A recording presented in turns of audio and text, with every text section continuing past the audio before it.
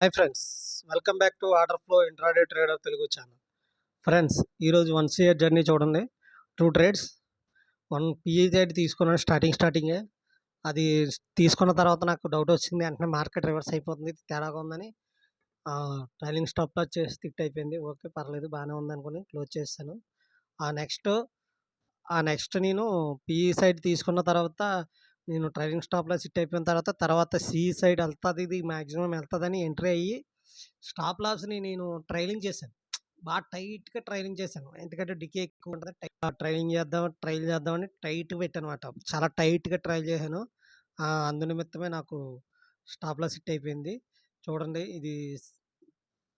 ఇది PE side నేను ఇదిగోండి ఇక్కడ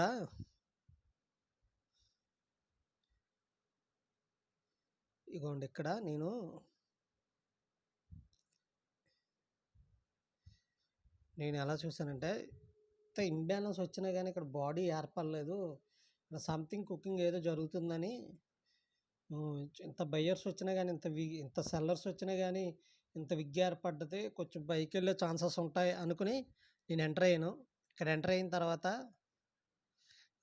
తర్వాత నెక్స్ట్ క్యాండిల్ ఇలా పడ్డది. వెంటనే డౌట్ వచ్చింది నాకు, ఇదేదో సంథింగ్ రాంగ్లా ఉంది అని.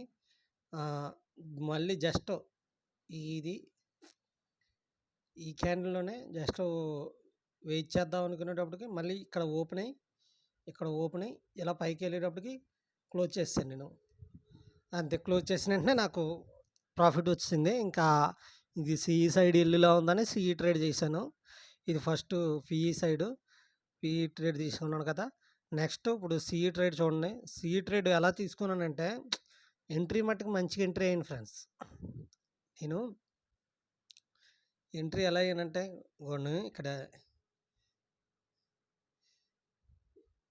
ఇక్కడ బయ్యింగ్ ఇంబ్యాలెన్స్లు గట్రా వస్తున్నాయి కదా, దాన్ని చూసి నేను ఇక్కడ బయ్యింగ్ ఇంబ్యాలెన్స్ వచ్చింది. ఓకే, ఇక్కడ ఈ ఇంబ్యాలెన్స్ 2 వచ్చినాయంటే వెంటనే ఎంట్రీ అయిపోయాను ఫ్రెండ్స్.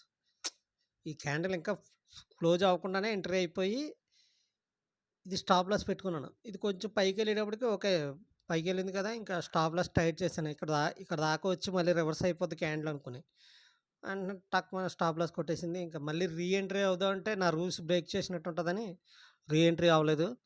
ఈరోజు ఇలా జరిగింది 1 CR జర్నీ.